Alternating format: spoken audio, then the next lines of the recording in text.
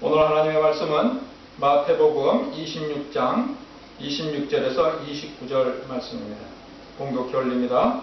이 말씀으로 약속의 피 흘림이라는 제목의 하나님 말씀을 증거하도록 하겠습니다. 공독해 올립니다. 저희가 먹을 때 예수께서 떡을 가지고 축복하시고 떼어 제자들에게 주시며 가라사대 받아 먹으라 이것이 내 몸이라 하시고 또 잔을 가지사 사례하시고 저희에게 주시며 가라사대 너희가 다 이것을 마시라 이것은 죄사함을 얻게 하려고 많은 사람을 위하여 흘리는 바 나의 피 곧 언약의 피니라. 그러나 너희에게 이르노니 내가 포도나무에서 난 것을 이제부터 내 아버지의 나라에서 새 것으로 너희와 함께 마시는 날까지 마시지 아니하리라 하시니라. 아멘. 오늘 본문의 말씀은 예수님과 제자들이 마지막 만찬을 나누는 자리에서 예수님께서 하신 말씀입니다. 이 말씀의 주제는 속죄 제물로 바쳐질 예수님의 몸과 그 제사에서 흘리실 피에 대한 것입니다. 그리고 그 흘리실 피가 죄를 사하여 준다는 약속의 보증이 될 것이라는 내용이 오늘 본문의 주제입니다. 오늘은 본문 말씀을 중심으로 예수님께서 십자가에서의 희생 사건을 통하여 제자들과 우리들에게 전하신 메시지가 무엇인지 알아보도록 하겠습니다. 예수님께서 이 땅에 오신 이유는 잘 아시다시피 온 인류의 죄를 사하여 주시기 위하여 오신 것입니다. 그 뜻은 결국 하나님의 뜻에 따라 예수님이 대속제물로 제사에 바쳐지는 것이 예수 그리스도께서 이 땅에 오신 이유라는 것입니다. 즉 예수 그리스도의 죽음으로 우리의 죄값을 치른 사건은 하나님의 공의를 나타낸과 동시에 긍휼과 자비, 사랑이 나타난 사건이었던 것입니다. 그 십자가 사건에 어떻게 하나님의 공의가 나타나는지 알아보겠습니다. 최초의 인간 아담과 하와가 지은 불순종의 죄와 더불어 그 이후 인간들이 추가로 저지른 죄들을 공평하고 정의로우신 하나님께서는 그냥 넘어갈 수는 없으셨습니다. 공평하고 정의로우신데 어떻게 죄진 것을 그냥 넘어갈 수 있겠습니까?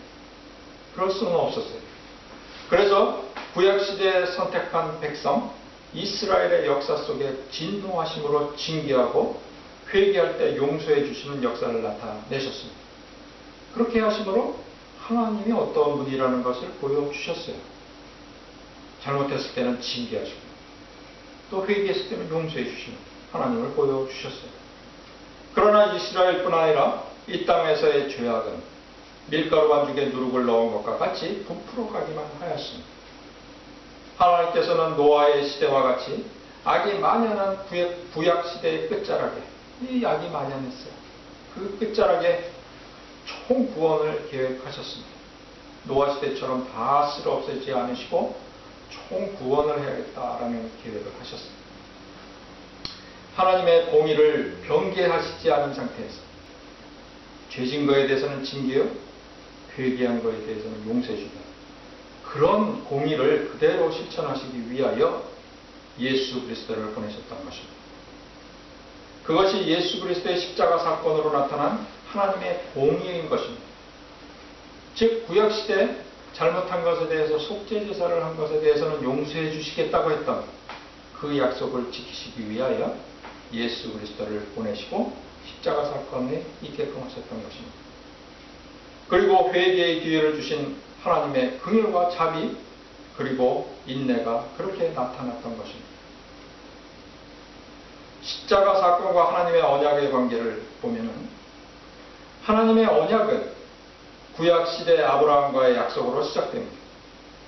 그 언약이 왜 우리에게 중요한가 하면 하나님께서 아브라함과 하셨던 그 언약으로 아브라함 이후 세대의 생존과 번성을 약속하였기 때문입니다.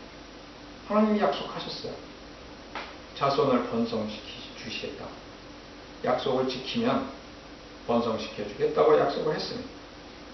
그리고 그 언약은 이스라엘 민족뿐 아니라 우리와 같은 이방 민족들에게도 확대 적용되는 생존과 번성의 약속이기 때문에 우리와 같은 이방 민족에게도 중요한 것입니다. 즉 우리들에게도 그 약속은 매우 중요합니다. 하나님께서 아브라함과 언약을 하시면서 그 언약의 증표로 할례를 행하라고 명하셨습니다. 그것은 몸에 상처를 내고 피를 흘리는 과정이며 그에 수반되는 육신적 고통을 참아내는 과정이기도 합니다. 이 할례가 왜 언약의 증표가 될 수 있는가? 그것은 이렇게 설명될 수 있습니다. 하나님과 인간 사이에 연결된 고리를 우리는 생명이라고 할 수 있을 것입니다. 이 생명은 하나님께서 인간을 흙으로 만드시고 생기를 불어넣으심으로써 인간에게 존재하게 된 것입니다. 그 생명이라는 것은 흙으로 된 우리 인간의 속에 하나님께서 불어넣어서 우리 안에 있게 된 것입니다. 즉 이 생명의 원천은 하나님이시며 그렇게 부여된 생명은 피로써 우리 안에 존재하게 된 것입니다. 생명이 존재하는데 어떻게 존재하냐면 피로써 우리 안에 존재한다는 것입니다. 그러므로 생명은 실제 피를 통하여 볼 수 있다고도 할 수 있습니다.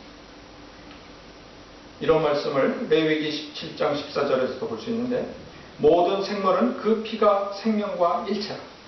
그러므로 내가 이스라엘 자손에게 이르기를 너희는 어떤 육체의 피든지 먹지 말라 하였나니 모든 육체의 생명은 그것의 피인즉 그 피를 먹는 모든 자는 끊어지리라. 모든 생물은 그 피가 생명과 일체라고 분명히 말씀하십니다.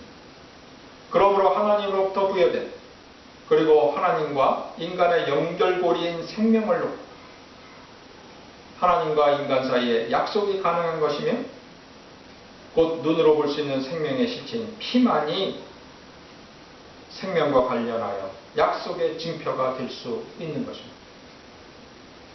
그렇기 때문에 하나님께서 아브라함과 언약을 하실 때 하나님과 인간 사이에 존재하는 유일한 연결고리인 생명, 즉 피로 상징되는 할례를 하게 하심으로써 언약을 확인하게 하셨던 것입니다. 그리고 이 피만이 죽음으로 밖에 그 값을 치를 수 없는 죄라는 것을 없앨 수 있는 유일한 수단임을 또한 하나님께서는 성경을 통하여 밝히고 계신 것입니다. 레위기 17장 11절에 보면 육체의 생명은 피에 있음이라. 내가 이 피를 너희에게 주어 제단에 뿌려 너희의 생명을 위하여 속죄하게 하였나니 생명이 피에 있으므로 피가 죄를 속하느니라. 피가 죄를 속하느니라 라고 말씀하셨습니다. 그렇기 때문에 구약시대에는 동물의 피를 제단에 뿌려서 속죄 제사를 드렸습니다.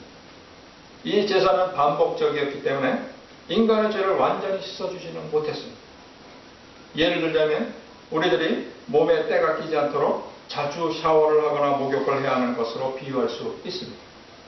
그렇게 구약시대에는 지은 죄로 얼룩진 양심을 일시적으로 지우기 위하여 제사를 수시로 드렸던 것입니다. 그러나 새로운 약속의 시대를 여는 예수 그리스도의 시대에는 단 하나뿐인 독생자 예수 그리스도를 제물로 드렸기 때문에 다시 그런 제물은 구할 수도 없고 독생자 예수 그리스도 딱 한 분인데 어디서 다시 그런 제물을 구합니까?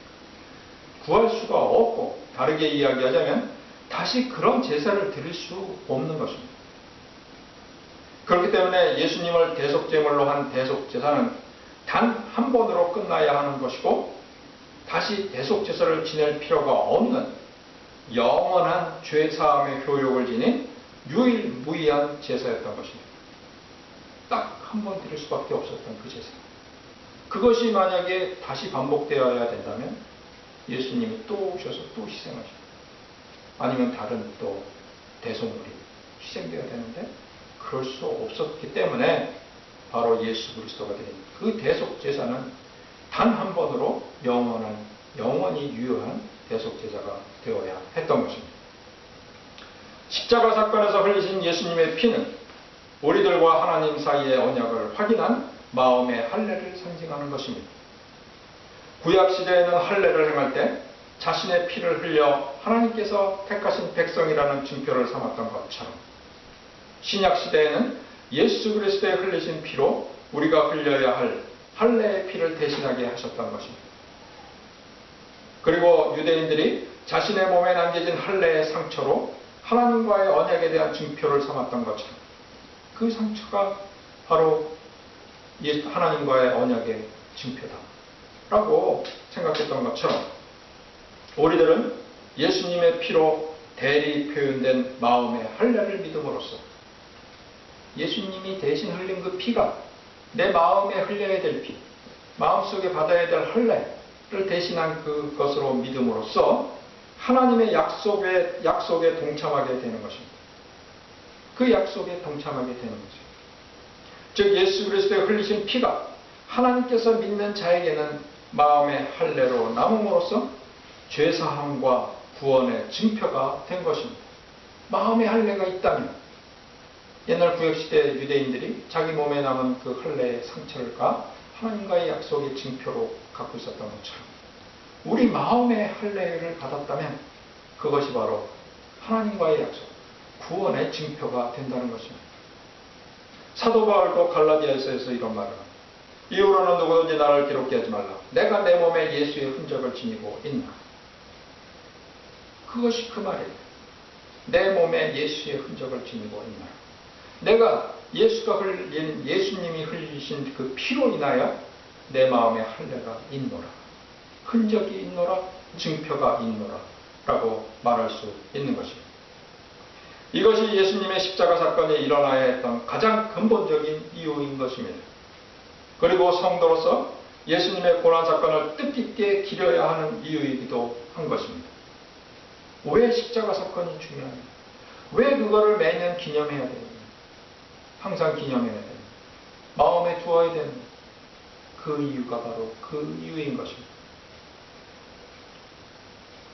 지금은 기독교 절기상 그 옛날 예수님께서 고난을 당하셨던 것을 기리는 고난 기간입니다.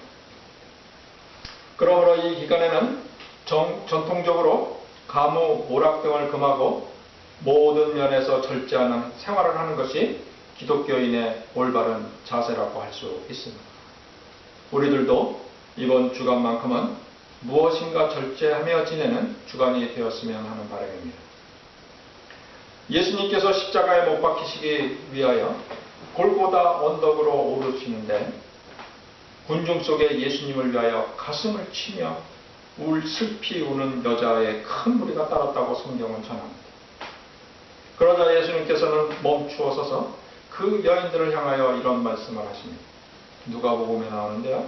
예수께서 돌이켜 그들을 향하여 가라사대 예루살렘의 딸들아 나를 위하여 울지 말고 너희와 너의 자녀를 위하여 울라. 보라 날이 이르면 사람이 말하기를 수태 못하는 이와 해산하지 못한 배와 먹이지 못한 젖이 복이 있다 하리라. 그때 사람이 산을 대하여 우리 위에 무너지라 하며 작은 산들을 대하여 위를 덮으라 하리라. 푸른 나무에도 이같이 하거든 마른 나무에는 어떻게 되리요 하십니다. 예수님께서는 당신이 당하고 있는 고통에 대하여 슬퍼하지 말라고 위로하십니다.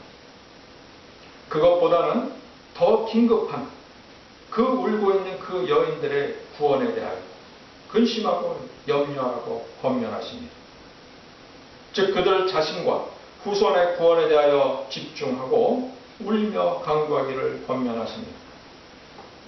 그리고 만일 구원을 받지 못하게 되면 구원받지 못한 사람들은 엄청난 고통을 받게 될 것임을 암시하십니다. 즉 차라리 태어나지 않은 생명이 부러울 것이며 차라리 죽고 싶을 정도로 고통이 너무 심할 것이라고 알려주십니다. 그리고 덧붙여서 말씀하시기를 하나님의 아들로서 생명을 지닌 예수님에게도 이렇게 막 대하고 조롱하고 고통을 주는데 구원받지 못한 영혼들에게야 세상이 어떤 고통을 줄지를 상상해 보라는 것입니다. 즉 구원을 이루지 못하면 엄청난 고통을 이 시대의 사람들과 후손이 겪게 될 것이라는 것입니다.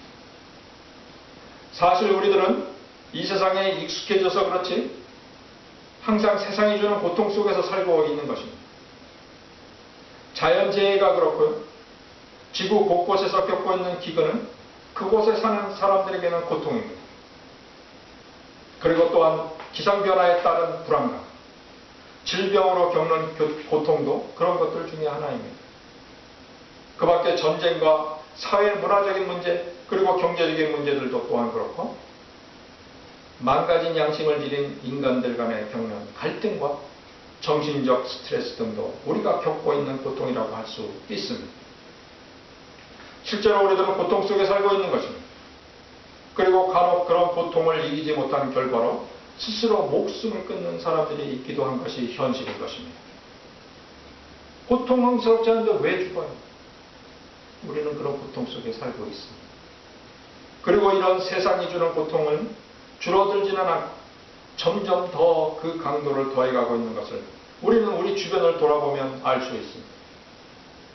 아주 간단한 예로 지진과 태풍 피해 등 자연재해가 급증하고 있고, 러시아와 일본의 원자력 발전소의 폭발 사고 같은 것이 그런 것을 나타내고 있습니다. 옛날에는 없던 것들이에요. 이제 그것이 더 강하게 나타나는 거예요.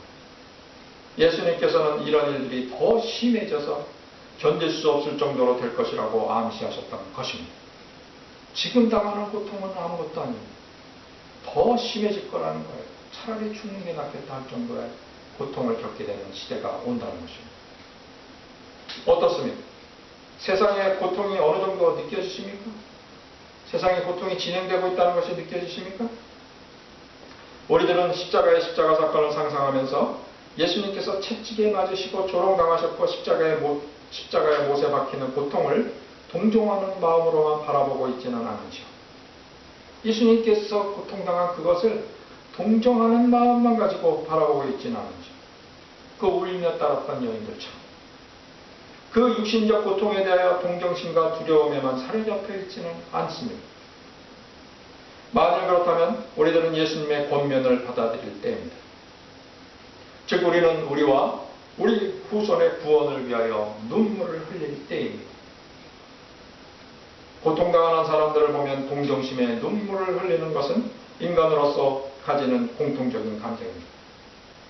그렇지만 그런 감정에 머물러 있지 말고 구원을 향한 간절함을 가지고 구원에 대한 염려와 근심을 하여야 한다고 예수님께서 권면하셨던 것입니다. 그리고 고통의 시대를 사는 우리들은 구원을 얻기 위한 구체적인 실천을 시작해야 하는 것입니다. 그냥 걱정만 하고 앉아있어서는 안 돼요. 뭔가 실천을 해야죠. 우리는 구원을 위하여 열려진 길을 알고 있습니다. 그 길은 예수 그리스도를 믿음으로만 구원은 가능하다는 것입니다. 위에서 말씀드린 대로 하나님께서 예수 그리스도의 피로 우리의 죄를 사하여 주셨다는 것을 믿는 믿음만이 우리의 죄를 용서받고 구원을 받게 되어 있는 것입니다. 예수 그리스도의 길을 예비하러 왔던 세례 요한도 회개하라고 외쳤습니다. 그리고 구원의 복음을 전하러 오신 예수님도 그의 사역에서 첫 번째 외치셨던 말씀이 회개하라 였습니다. 그렇습니다. 구원을 원하신다면 진정으로 회개하시기 바랍니다. 그것은 순종이며 세상을 향한 모든 욕심을 내려놓고 오직 하나님의 뜻에 따라 사는 것을 의미합니다. 어떻게 우리는 진정으로 회개할 수 있을까요? 그리고 우리가 회개했다는 것을 어떻게 알 수 있을까요? 구원에 대하여 근심하고 염려가 마음에 느껴지십니까? 내가 구원을 받아야 될 텐데 하고 염려하고 근심이 느껴지십니까? 그렇게 근심하고 염려하는 것은 이미 회개한 것입니다. 예수님께서 권면하신 것을 마음으로 받으셨기 때문에 그런 근심과 염려가 생긴 것입니다. 겉으로 경건한 모습을 보이고 이 세상에 만연한 형식적인 틀에 맞추어 신앙생활을 하는 것, 즉 전통적인 교회의 틀에 맞추어 프로그램에 참여하고 봉사활동에 시간을 많이 할애하고 헌금을 많이 한다는 것으로 회개가 나타난 것이 아니라 마음에 구원에 대한 근심과 염려가 느껴져야 그것이 회개한 증거가 되는 것입니다. 예루살렘의 딸들아, 나를 위하여 울지 말고 너희와 너의 자녀를 위하여 울라 라는 예수님의 말씀을 기억하시기 바랍니다. 그 말을 지금 시대로 말하자면 성도들아, 하나님 우편에 앉아있는 나를 위하여 울 필요가 있느냐? 그러지 말고 너희와 너희 자녀를 위하여 울라 라는 말씀인 것입니다. 어떻습니까? 우리 자신과 자녀들을 위하여 근심과 염려로 울어야 할 이유가 분명해지셨습니까? 울며 간구해야 될 이유가 분명해지셨습니까? 만일 이 말씀이 믿어지시고 결단하셨다면 여러분은 분명 회개한 것이고 구원을 향한 길에 제대로 들어섰다고 단언할 수 있습니다. 오늘 본문을 보면 예수님께서는 십자가에서의 희생사건으로 예수님의 구속사역이 끝나는 것이 아님을 암시하고 계십니다. 메시지가 또 들어있는데 그 구절을 읽어보면 너에게 이르노니 내가 포도나무에서 난 것을 이제부터 내 아버지의 나라에서 새 것으로 너희와 함께 마시는 날까지 마시지 아니하리라 라고 말씀하셨습니다. 즉 하늘나라에서 벌어질 혼인잔치에서 다시 만날 것을 약속하고 계십니다. 포도나무에서 난 새 것, 즉 이 땅에서 생각할 수 있는 것은 그것이 포도주이죠. 포도나무에서 나는 것. 그게 포도주인데 그 포도주는 혼인잔치의 상징적인 음료입니다.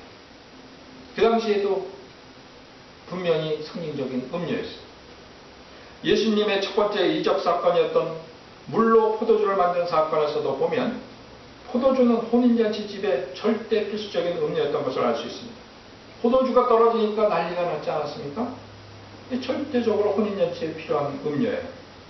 즉 하늘나라에서 포도주를 같이 마실 날이 있다는 것이며 그것은 예수님과 이 땅에 준비된 신부인 교회가 연합하여 남녀가 만나 가정을 이루는 것처럼 배가하는 유기적 생명체가 될 날이 있다는 것을 암시하고 있는 것입니다. 이 뜻은 무슨 뜻이냐면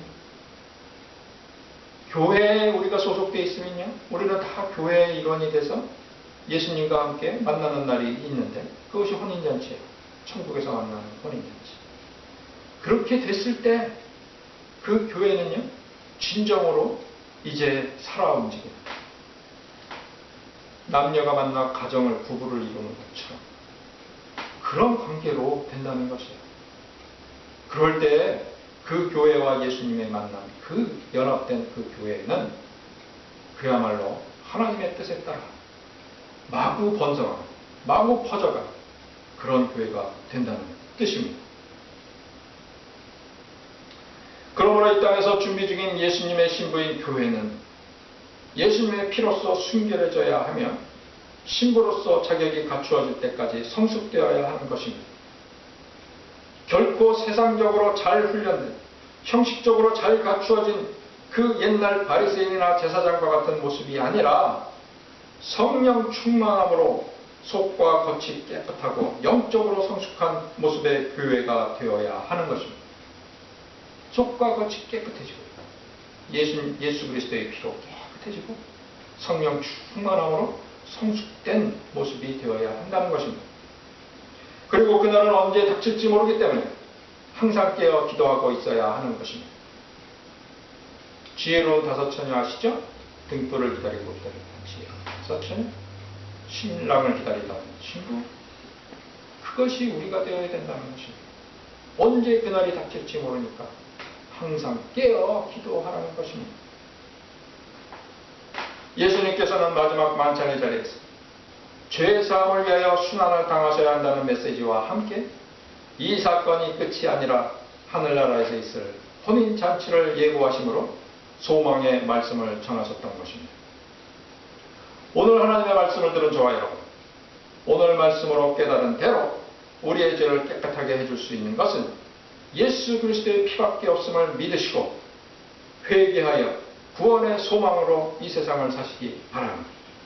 그리고 하늘나라 혼인잔치에 참여하는 교회의 지체가 될 수 있도록 항상 깨어 기도하는 복된 성도의 삶이 되시기를 간절히 축원드립니다. 기도하시겠습니다. 하늘에 계신 하나님 아버지시여, 오늘도 우리들에게 신령한 말씀을 전해주시니 감사드리옵나이다. 우리를 사랑하사 독생자 예수 그리스도를 이 땅에 보내신 하나님 아버지시여, 우리의 죄값으로 예수 그리스도의 피를 흘리게까지 하신 그 사랑에 무한 감사를 드리옵나이다. 오늘의 말씀처럼 우리들이 예수님의 흘린 피로써 죄사함을 받았음을 믿고 하늘 혼인잔치에 참여하는 소망으로 이 세상을 지날 때 깨어 기도하는 삶으로 인도하여 주시옵소서.